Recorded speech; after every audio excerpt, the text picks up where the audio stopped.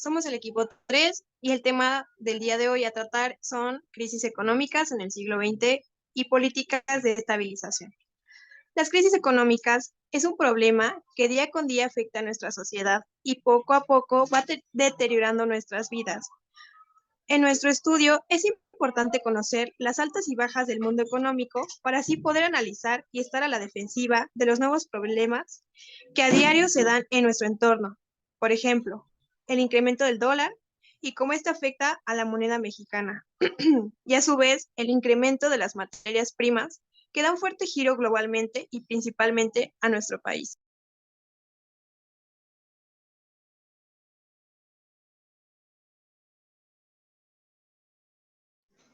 El impacto de la crisis en un mundo globalizado. Las crisis a finales del siglo XX tuvieron un impacto significativo en un mundo globalizado.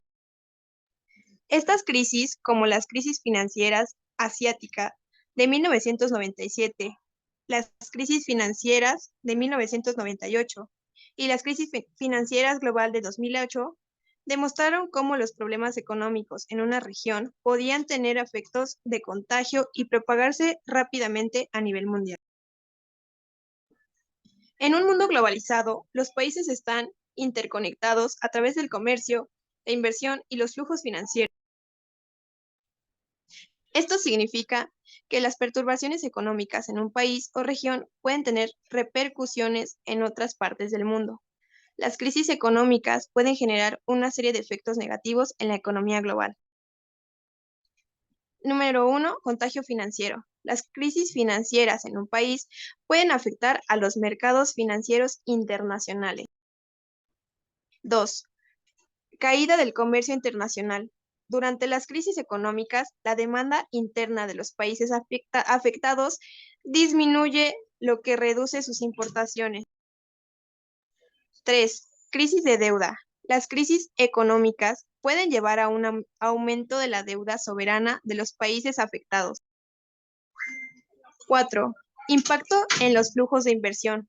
Durante las crisis económicas, los flujos de inversión extranjera directa pueden disminuir debido a la incertidumbre y el deterioro de las condiciones económicas. Ante estos impactos de las crisis, en un mundo globalizado, las políticas de estabilización desempeñan un papel crucial. Estas políticas pueden incluir políticas monetarias y fiscales, regulaciones financieras más estrictas para fortalecer el sistema financiero, cooperación internacional para coordinar respuestas y evitar una propagación descontrolada de la crisis, programas de asistencia financiera y apoyos en países dificultades para apoyarlos a superar las crisis y restablecer la estabilidad económica.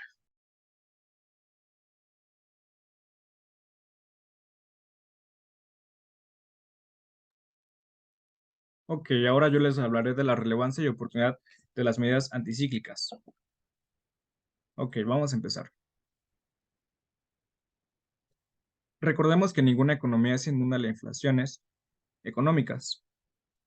En el modelo keynesiano, John Maynard, él construyó este modelo, el cual señala la importancia de la demanda agregada en la determinación de los ciclos económicos, las variaciones que ésta puede influir en un nivel global de la producción.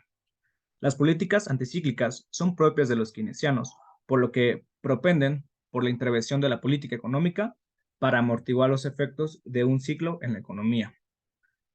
Recordemos que la política monetarista, ellos están en esta corriente, los cuales son principios economistas clásicos, según los cuales es un aumento de los agregados monetarios, el cual es absorbido mediante los cambios en los precios relativos en el costo de los insumos, la producción, en la tasa de interés, que finalmente restablecen la economía a un nivel de equilibrio con pleno empleo. Cuestionamiento de los monetaristas a los keynesianos. Los gastos del gobierno, la economía no solucionan las perturbaciones económicas y la solución de los problemas económicos puede darse si se dejan en libertad del libre juego del mercado y los precios relativos hacen que las soluciones sean más eficientes. Un principio clásico de los monetaristas es que solo las variaciones en la oferta monetaria provocan cambios en el nivel de precios. Recordemos que los monetaristas subrayan que las políticas monetarias son inciertas, quiere decir que no son ciertas, y que pueden modificarse con el paso del tiempo, a medida que la economía evoluciona.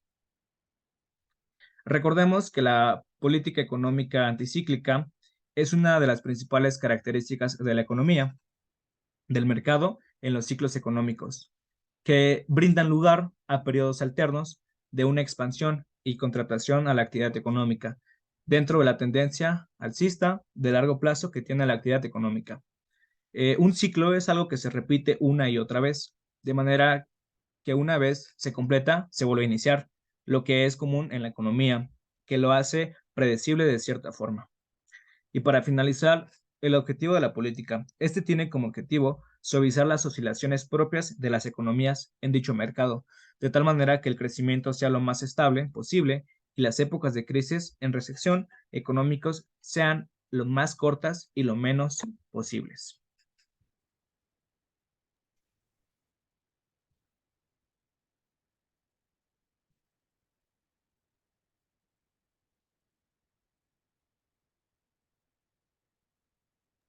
Bien, ahora voy a hablar sobre las propuestas basadas en los enfoques presentados.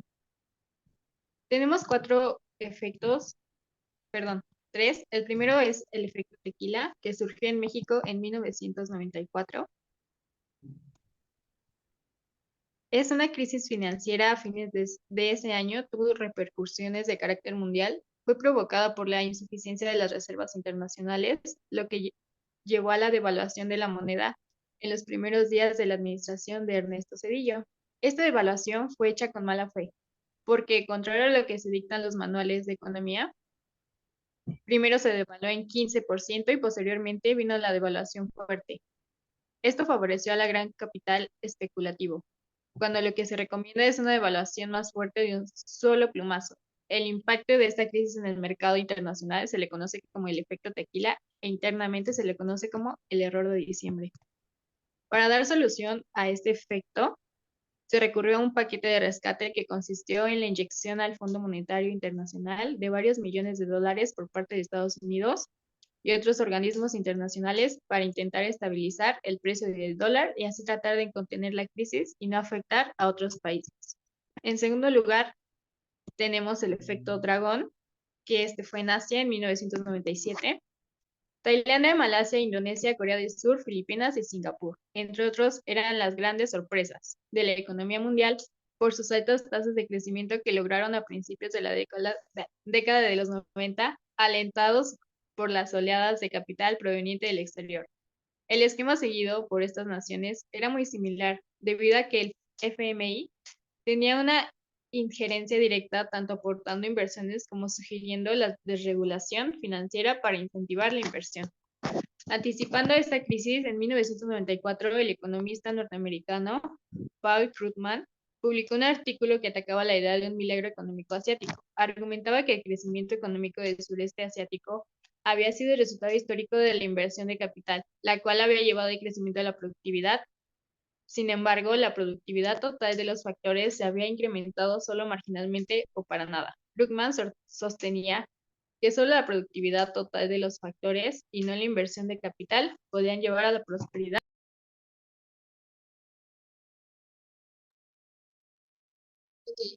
Para dar igual solución a este tipo de efecto,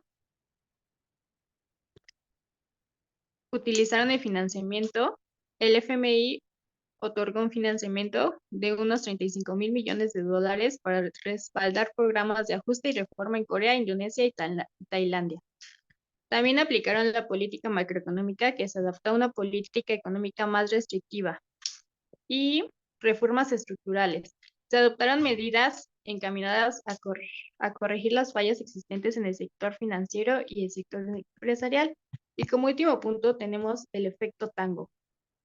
En 1998, Argentina vivió una de las crisis económicas más agudas, lo que a la postre se convirtió en una gran depresión de 4 años, en la que su economía cayó un 26%. La crisis económica de Argentina ha sido el claro ejemplo de deterioro del mercado libre y la inconveniencia de los tipos de cambios fijos. Sin embargo, los hechos demuestran otra cosa. Más bien, las políticas económicas instrumentadas no fueron las correctas para que una recesión económica se transformara en una depresión económica.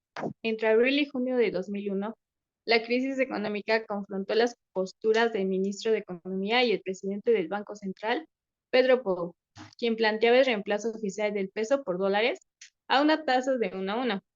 Esto en contraposición de Caballo, quien presentó un proyecto de ley para vincular la tasa de un cambio del peso a una combinación del dólar y el euro. La Reuda despidió a Pau y Caballo, anunció una tasa de cambio preferencial para exportaciones, fomentando las prácticas inversionistas frecuentes antes de la implementación de un sistema de convertibilidad, en lugar de establecer un mercado de cambio de flotación en el que igual tuvieran acceso a todos por igual.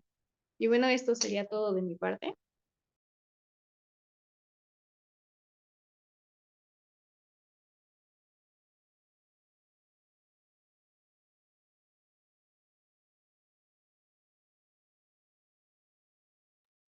Bueno, y para finalizar, diremos la conclusión.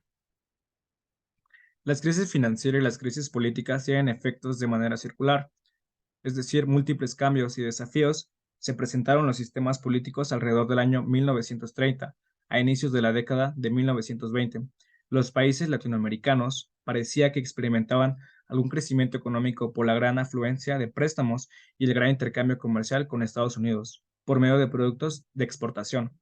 Las importaciones monetarias eran mucho mayores que las exportaciones productivas, provocando en el largo plazo un déficit comercial que los países no pudieron controlar. Lo anterior provocó un desenlace negativo en la mayoría de los países, por lo que los intercambios políticos eran irregulares, es decir, se manifestaron en donde la inestabilidad estuvo muy presente. Consideremos grupos de variables explicativas para estos fenómenos en donde se encontraban las economías, las de incorporación y las de movilización políticas. Llegamos a la conclusión de que las crisis económicas de finales del siglo XX tuvieron un impacto significativo en un mundo globalizado, propagándose rápidamente a través de los mercados financieros y del comercio internacional. De nuestra parte sería todo. Nosotros somos el equipo 3. Hasta luego.